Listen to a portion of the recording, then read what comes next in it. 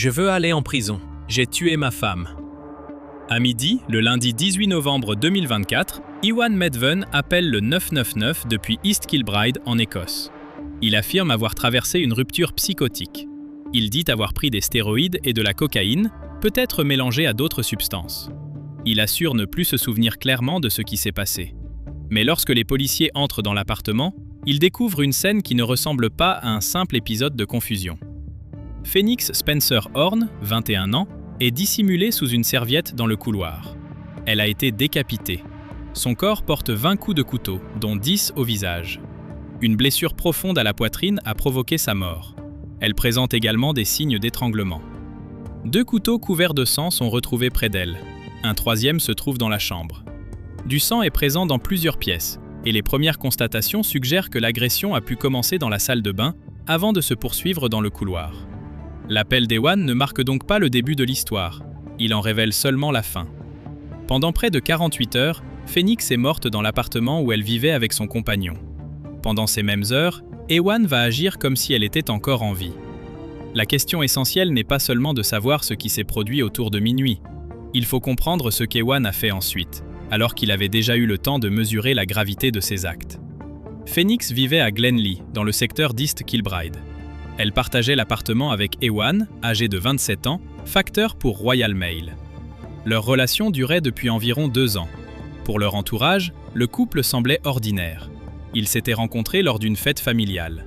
Ewan était poli, serviable et suffisamment proche de la famille de Phoenix pour être presque considéré comme un fils. Sa mère, Alison Spencer, échangeait régulièrement avec lui et lui faisait confiance. Phoenix travaillait beaucoup.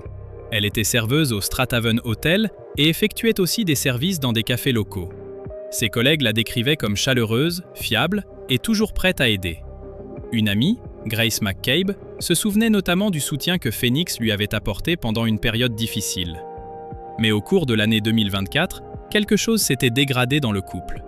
Ewan supportait de moins en moins les horaires de Phoenix. Il se plaignait de ses services du soir et de ses week-ends de travail. Il disait se sentir seule lorsqu'elle était absente. Phoenix essayait de le rassurer. Elle s'excusait et cherchait à lui expliquer qu'elle ne l'abandonnait pas, qu'elle travaillait simplement. Peu à peu, le mal-être d'Ewan semblait devenir une responsabilité que Phoenix devait constamment réparer. Le samedi 16 novembre, ils travaillent tous les deux. Phoenix commence son service au Strathaven Hotel. D'après ses collègues, son comportement est normal. Rien ne signale une dispute récente ou un danger imminent. Rien ne laisse prévoir qu'elle ne rentrera jamais chez elle. Ewan termine sa tournée postale et dit à un collègue qu'il rentre à l'appartement pour se détendre. Dans l'après-midi, alors que Phoenix est encore au travail, il lui envoie un message. Il se plaint une nouvelle fois de ses horaires et lui dit qu'il se sent seul parce qu'elle travaille. Phoenix répond en s'excusant. Ce message ne constitue pas une menace directe, mais il montre la tension déjà présente quelques heures avant le meurtre. Il montre également la manière dont Phoenix tente encore d'apaiser Ewan, comme si son absence devait être compensée par des excuses. Le soir, Phoenix rentre à Glenlee. Vers 20h, Ewan commande un repas à emporter. Le livreur le trouve normal. Il ne semble pas ivre, désorienté ou manifestement sous l'effet d'une substance. Rien, dans son attitude, ne laisse prévoir une crise violente imminente. À 21h37, Phoenix écrit à sa mère. Elle lui indique qu'elle est à la maison avec Ewan et qu'ils dînent ensemble. Le message est banal. Il ne demande pas d'aide et ne signale aucun danger. Pour Alison, il s'agit d'un échange ordinaire avec sa fille. Ce sera le dernier message qui semble avoir été écrit par Phoenix elle-même. Après 21h37, les communications changent de nature. La personne qui répondra ensuite à Alison ne sera plus Phoenix. Vers minuit, les voisins de l'appartement situé en dessous entendent un grand bruit. Puis viennent des pas précipités et une activité inhabituelle dans le logement du dessus. C'est durant cette période que les enquêteurs situent l'attaque. En quelques minutes, Phoenix est frappé à 20 reprises avec plusieurs couteaux. 10 blessures sont infligées à son visage. Une lame pénètre profondément sa poitrine. Elle est également étranglée. Le sang est retrouvé dans différentes pièces. Les éléments médico-légaux suggèrent que l'agression a pu commencer dans la salle de bain, puis se déplacer vers le couloir. Un couteau ensanglanté est découvert dans la chambre. Les bruits entendus par les voisins prennent alors un autre sens. Le grand choc, les pas rapides et les mouvements dans l'appartement correspondent à une scène d'une violence prolongée. Une donnée numérique complète leur témoignage. L'application d'activité physique installée sur le téléphone d'Ewan enregistre une hausse de mouvement à cette période. Elle ne reconstitue pas chaque seconde, mais elle concorde avec l'agitation décrite par les voisins et avec les déplacements qui ont suivi l'attaque. La violence ne s'arrête pas avec la mort de Phoenix. Ewan découpe son corps. Il la décapite et tente de la mutiler davantage, notamment au niveau du torse, du poignet droit et de la cheville. Lorsque les policiers arrivent, la tête et le corps sont cachés sous une serviette dans le couloir. 2 couteaux ensanglantés se trouvent près d'elle, et un troisième est dans la chambre. La scène ne montre pas seulement une attaque mortelle, elle montre aussi une intervention sur le corps après la mort, alors qu'Ewan avait déjà le temps de comprendre ce qu'il venait de faire. Il ne compose pas immédiatement le 999, il ne demande pas d'ambulance. Il ne prévient pas la famille de Phoenix et ne cherche pas à faire venir de l'aide. À 2h40 du matin, quelques heures après le meurtre, il commence à contacter des dealers pour acheter de la cocaïne. Ces démarches se poursuivent pendant le week-end. Plus tard, Ewan dira qu'il était dans un état extrême, qu'il ne savait plus vraiment ce qu'il faisait et qu'il avait passé le week-end à conduire. Pourtant, ces appareils montrent des contacts répétés, des recherches et des décisions prises à différents moments. Et pendant tout ce temps, Phoenix reste dans l'appartement. Le dimanche 17 novembre, la dissimulation continue. Entre environ 8h du matin et 18h30, les appareils enregistrent 170 consultations de sites pornographiques. Le détail est froid et difficile à ignorer. Alors que le corps de Phoenix se trouve toujours dans le logement, l'activité numérique d'Ewan se poursuit de manière répétée, sans ressembler au comportement d'un homme totalement incapable de comprendre son environnement. Allison aurait pu s'inquiéter rapidement. Elle échangeait souvent avec sa fille, qui était connue pour sa fiabilité. Un silence prolongé ou une absence inhabituelle pouvait attirer son attention. Ewan va donc utiliser le téléphone de Phoenix. Dans un premier message, il écrit à Allison que Phoenix n'est pas encore levé. Il explique qu'ils ont bu et qu'il lui demandera de rappeler. Puis il change de ton. Il adopte des expressions familières et reprend les marques d'affection habituelles dans leur conversation. Il tente de faire croire à Allison qu'elle échange avec sa fille. Pourquoi imiter précisément la manière d'écrire de Phoenix si Ewan cherchait seulement à signaler une crise ou un accident? Les messages ne servent pas à demander de l'aide, ils servent à retarder l'inquiétude d'Allison. Ewan crée une fausse continuité. Phoenix dort, Phoenix vient de se réveiller. Phoenix rappellera plus tard. Chaque message laisse croire qu'elle est vivante. Pendant cette période, Ewan se déplace dans East Kilbride avec la Vauxhall Corsa rouge de Phoenix. Il utilise son téléphone et continue ses démarches pour obtenir de la drogue. Les données numériques ne révèlent donc pas un seul geste accompli dans la panique. Elles montrent une suite d'actions distinctes. Contacter des dealers, consulter des sites pornographiques, conduire la voiture de Phoenix, répondre à sa mère et maintenir une apparence de normalité. La dissimulation ne dure pas quelques minutes. Elle s'étend sur tout un week-end. Le dimanche passe ainsi, Phoenix étant absente du monde extérieur tandis qu'Ewan parle à sa place. Aucun appel au secours ne vient interrompre la situation. Aucun proche n'est informé de la mort. Aucun voisin n'est averti de ce qui se trouve dans l'appartement. La stratégie fonctionne temporairement parce qu'elle repose sur la confiance d'Allison. Elle connaît Ewan, elle lui parle régulièrement et elle pense reconnaître les mots de sa fille. Ce que l'enquête révèle, c'est qu'Ewan ne se contente pas de garder le silence. Il fabrique des signes destinés à faire croire que Phoenix est toujours là. Le lundi 18 novembre, cette façade commence à se fissurer. Phoenix doit travailler. Son absence ne peut plus être expliquée par une simple matinée passée au lit. Elle est habituellement fiable et son silence devient de plus en plus difficile à justifier. À midi, Ewan appelle enfin le 999, environ 2 jours après l'attaque. Il dit aux opérateurs qu'il a tué sa femme. Pourtant, les éléments connus présentent Phoenix comme sa compagne et non comme son épouse. Ce mot ajoute une incohérence à une déclaration déjà confuse. Ewan affirme avoir vécu une rupture psychotique. Il prétend qu'il plaisantait lorsque la violence a commencé. Il explique avoir pris des stéroïdes et de la cocaïne, peut-être mélangés à d'autres produits. Il dit ne pas savoir exactement ce qui s'est passé. Il affirme avoir été dans un état extrême, avoir passé le week-end à conduire et vouloir aller en prison. Il insiste également sur un point. Il n'est pas violent. Cette phrase se heurte brutalement à la scène découverte par les policiers. Un homme qui se décrit comme non violent a poignardé Phoenix 20 fois, frappé son visage à 10 reprises, l'a étranglé, puis a utilisé plusieurs couteaux pour décapiter et mutiler son corps. Un homme qui dit ne pas se souvenir a attendu environ 48 heures avant de prévenir les secours. Il a contacté des dealers à partir de 2h40, conduit la voiture de Phoenix, utilisé son téléphone et répondu à Allison en imitant ses habitudes d'écriture. Le témoignage du livreur apporte une autre contradiction. À environ 20 heures avant l'attaque, il a vu Ewan et l'a trouvé normale. Il ne semblait ni ivre, ni désorienté, ni manifestement sous l'effet de drogue. Cette observation ne permet pas de savoir ce qui s'est produit plus tard. Mais elle fragilise l'idée d'un état extrême déjà visible au moment où le repas a été livré. La chronologie devient alors fondamentale. À 20 heures, Ewan commande à manger. Le livreur ne remarque rien d'inhabituel.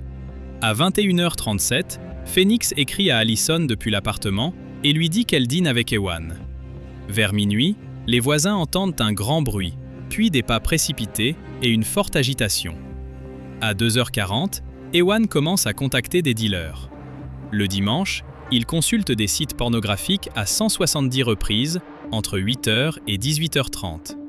Pendant le week-end, il utilise le téléphone de Phoenix, envoie des messages à sa mère et se déplace avec sa voiture. À midi, le lundi, il appelle enfin la police. Chaque étape ajoute une question à son récit. S'il était incapable de comprendre ses actes, comment a-t-il su qu'il devait empêcher Allison de s'alarmer? Comment a-t-il pu reprendre les expressions affectueuses de Phoenix? Comment a-t-il décidé de continuer à conduire, de chercher de la cocaïne et de maintenir la fiction d'une jeune femme encore vivante? Et pourquoi attendre que son absence au travail rende le mensonge impossible avant d'appeler les secours? Les enquêteurs examinent les téléphones, les données d'activité, les recherches en ligne et les messages. Ils comparent ces traces avec les déclarations d'Ewan, le témoignage des voisins, les observations du livreur et la scène de l'appartement.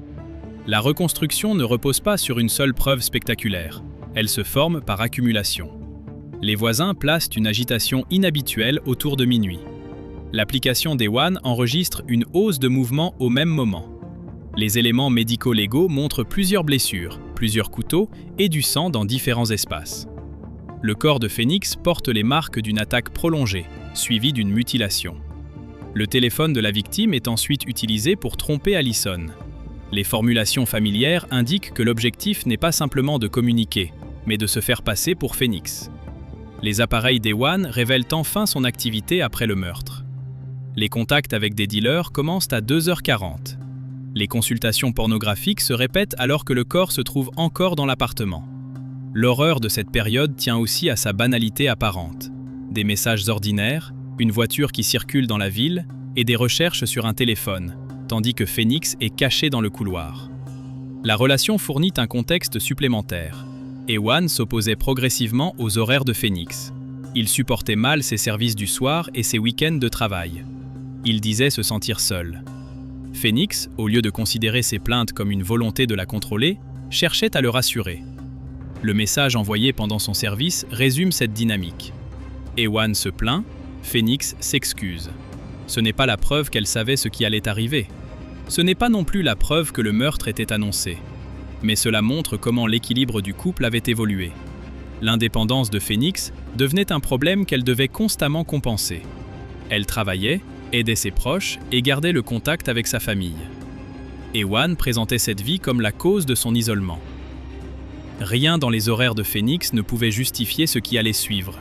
Sa mère avait encore reçu un message normal le samedi soir. Quelques heures plus tard, Phoenix était morte. Puis Ewan utilisa son téléphone pour faire patienter cette même mère. La tromperie fonctionne parce qu'elle reprend les détails d'une relation réelle. Allison ne reçoit pas un message vague ou impersonnel. Elle reçoit des mots qui ressemblent à ceux de sa fille, avec des expressions affectueuses et une explication crédible.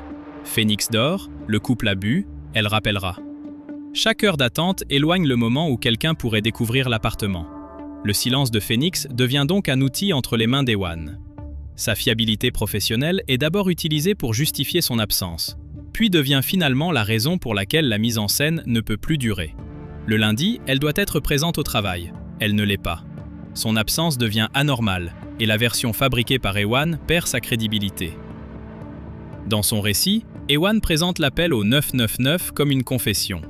Mais cet appel arrive après les messages falsifiés, les déplacements, les recherches de drogue et 2 nuits passées à garder le secret. Lorsqu'il dit vouloir aller en prison, la phrase peut sembler spontanée. Pourtant, elle intervient après une longue période de dissimulation. Il ne révèle pas seulement un acte violent, il révèle aussi le temps pendant lequel il a choisi de ne pas le signaler. Il affirme avoir passé le week-end à conduire. Cette version entre en tension avec les données de ses appareils. Conduire n'empêche pas d'agir. Les téléphones enregistrent les contacts, les messages et les recherches. Ils rendent visibles certains gestes que la mémoire d'Ewan prétend effacer. Les preuves numériques ne reconstituent pas chaque minute. Elles établissent toutefois que le téléphone de Phoenix est utilisé, que des messages sont envoyés, que des démarches sont faites pour obtenir de la cocaïne et que des sites sont consultés à répétition.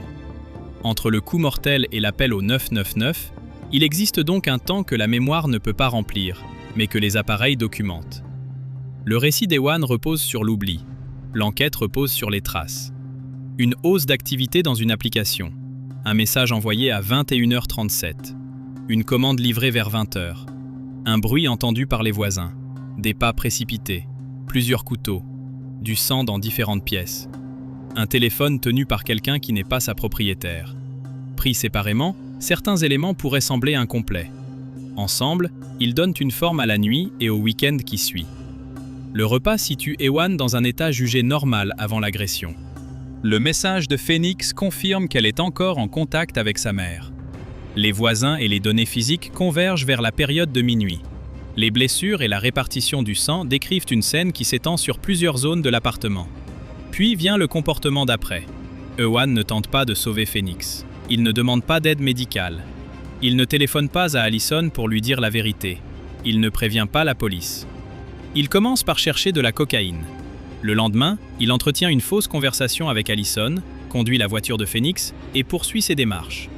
Pendant ce temps, la personne dont il utilise le téléphone est déjà morte. La mutilation du corps complique encore le travail des enquêteurs.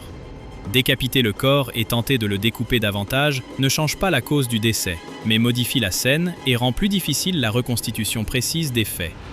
Les enquêteurs doivent examiner la salle de bain, le couloir, la chambre et les autres pièces où le sang est retrouvé.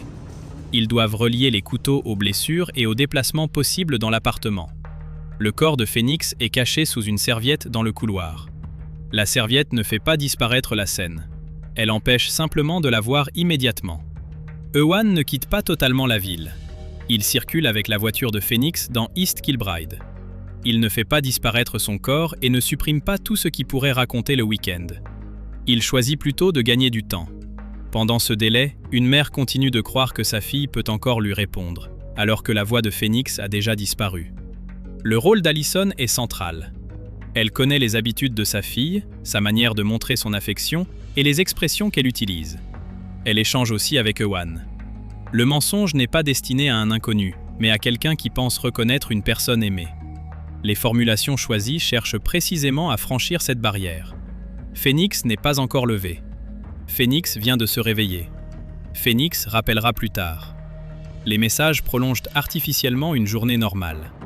Mais les autres données ne suivent pas cette apparence. Phoenix devait travailler le lundi. Son absence crée un point de rupture.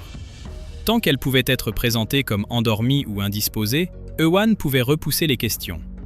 Une fois son absence constatée, l'histoire devenait plus fragile. À midi, il ne peut plus attendre. Il appelle le 999. Son récit contient plusieurs explications. La rupture psychotique, les stéroïdes, la cocaïne, une substance peut être coupée, une plaisanterie qui aurait dégénéré, l'absence de souvenirs et le week-end passé à conduire.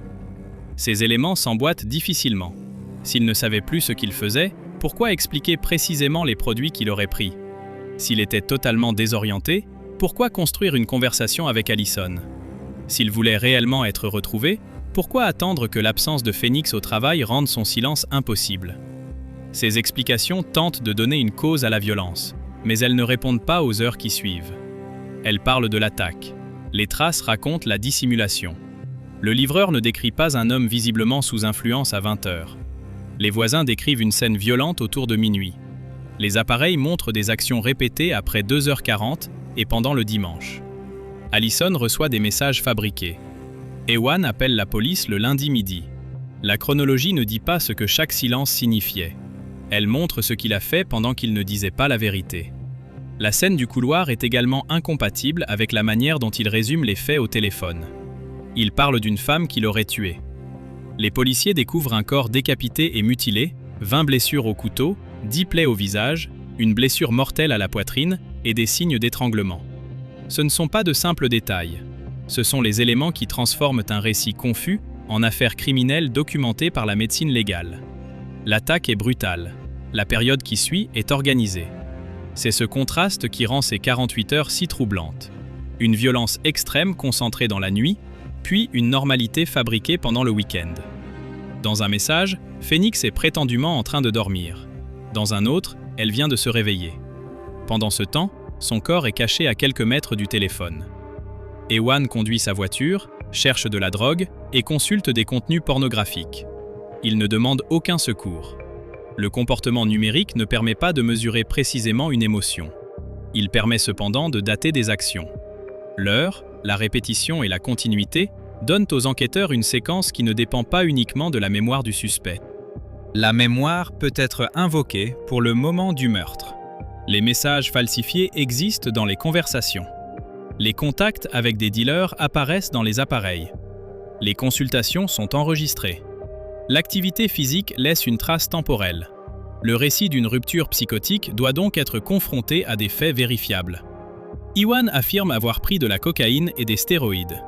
Mais ces produits ne suffisent pas à expliquer les actes accomplis après l'agression. Il a eu l'occasion d'alerter les secours et ne l'a pas fait. Il a eu l'occasion de dire à Allison que Phoenix était morte et ne l'a pas fait. Il a eu l'occasion de quitter l'appartement et de laisser les policiers découvrir la scène.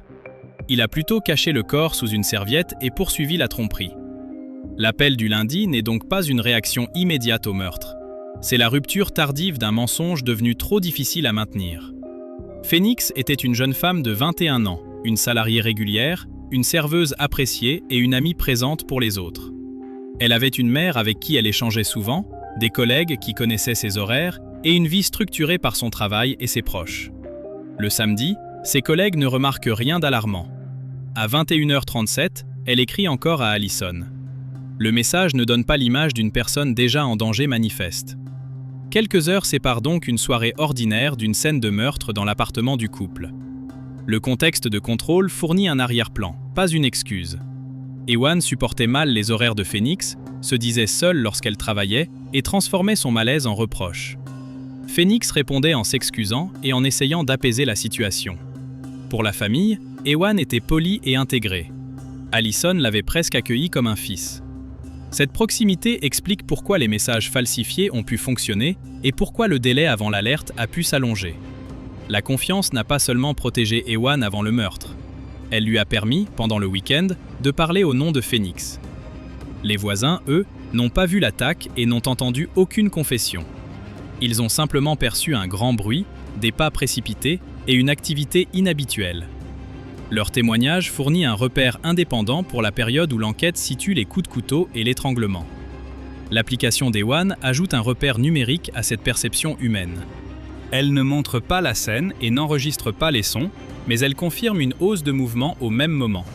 La police dispose alors de plusieurs sources: les témoignages, les données téléphoniques, le sang, les couteaux, les blessures et les communications. Aucune de ces sources ne raconte seule toute l'histoire. Ensemble, elles réduisent l'espace laissé aux explications vagues. Le repas commandé à 20h confirme que la soirée commence dans une apparence normale. Phoenix est ensuite en contact avec sa mère. Puis quelque chose se produit après son dernier message. La différence entre les deux périodes est nette. Avant minuit, les informations connues décrivent un dîner et une conversation familiale. Après minuit, les preuves décrivent du sang, plusieurs couteaux, une victime morte et un homme qui organise ses communications et ses déplacements. Le détail de 2h40 marque un nouveau basculement. À cette heure, Ewan ne se tourne pas vers les urgences. Il contacte des dealers. Le dimanche, les appareils enregistrent 170 consultations pornographiques sur environ 10h30. Un homme qui dira ne pas savoir clairement ce qu'il faisait laisse derrière lui un calendrier d'actions répétées. La dissimulation n'est pas parfaite. Ewan parle d'oubli, mais ses actes sont datés. Il évoque une crise, mais le livreur ne l'a pas trouvé désorienté. Il affirme ne pas être violent, mais le corps raconte une attaque prolongée et une mutilation. La police ne dépend donc pas d'une confession complète. L'appel au 999 est important, mais il n'efface pas les preuves accumulées avant cet appel. Ewan dit qu'il plaisantait lorsque la violence aurait commencé. Cette version tente de faire passer l'origine de l'attaque pour un moment banal ou accidentel. Pourtant, elle doit être confrontée à 20 coups de couteau, à l'étranglement, à la plaie mortelle et aux gestes accomplis sur le corps après la mort. Elle ne répond pas non plus au sang présent dans plusieurs pièces, ni aux 3 couteaux retrouvés à différents endroits. Elle n'explique pas les bruits entendus par les voisins, l'activité enregistrée par l'application ou les heures de silence. Présenter le meurtre comme une plaisanterie qui aurait mal tourné ne change ni le nombre des blessures, ni leur gravité, ni ce qui a été fait ensuite. Ewan dit vouloir aller en prison. Mais cette déclaration arrive après l'utilisation du téléphone de Phoenix et après les messages envoyés à Allison. Il reconnaît finalement la mort de sa compagne, tout en ayant passé près de 2 jours à empêcher les autres de la découvrir. Le dossier se construit autour du conflit entre ses paroles et les traces laissées par ses actes. Il dit ne pas se souvenir clairement. Les appareils enregistrent les contacts. Il dit avoir été dans un état extrême. Allison reçoit des messages imitant sa fille. Il dit avoir passé le week-end à conduire. La voiture de Phoenix circule tandis que son téléphone sert à maintenir la tromperie. Il dit ne pas être violent. Le corps porte 20 blessures, dont 10 au visage, une plaie mortelle à la poitrine et des signes d'étranglement. Il dit prévenir la police. Il le fait seulement lorsque l'absence de Phoenix au travail rend le mensonge instable. Dans cette affaire, la mise en scène n'a pas besoin d'être parfaite. Elle doit seulement tenir jusqu'au lundi midi. Les horaires professionnels de Phoenix deviennent alors tragiquement importants. Ses services du soir et ses week-ends de travail avaient alimenté les plaintes d'Ewan. Mais son obligation de travailler le lundi rend finalement sa disparition visible. Sa vie normale devient ce qui fait échouer la mise en scène. Pour sa mère, les messages ont retardé l'alerte. Pour ses collègues, l'absence du lundi constitue une anomalie. Pour les voisins, les bruits de minuit fournissent un repère. Pour les enquêteurs, les appareils et la scène fournissent les traces. Chaque groupe ne possède qu'un fragment. La chronologie les réunit. Phoenix rentre chez elle après son service. Elle écrit à Allison à 21h37. Vers minuit, les voisins entendent d'une violence inhabituelle. Ewan la poignarde, l'étrangle et dissimule son corps. À 2h40, il cherche de la cocaïne. Le dimanche, il utilise les appareils, conduit la voiture et répond à Allison à sa place. Le lundi, il appelle le 999. Cette suite explique pourquoi l'appel n'est pas le seul moment décisif. Le premier moment décisif est celui où Ewan choisit de ne pas appeler. Le suivant est celui où il utilise le téléphone de Phoenix. Puis viennent les contacts avec les dealers, les déplacements et les heures pendant lesquelles il entretient l'apparence d'une vie normale. La violence peut être concentrée dans la nuit. Les actes qui suivent s'étendent sur tout le week-end. Phoenix n'a pas seulement été privé de sa vie. Son identité a aussi été utilisée pour retenir sa mère dans l'attente. L'enquête montre enfin que l'image publique d'Ewan ne suffit pas à comprendre la relation. Pour les proches, il était poli et attentionné. Pour la famille, il était intégré. Pour le livreur, il semblait normal.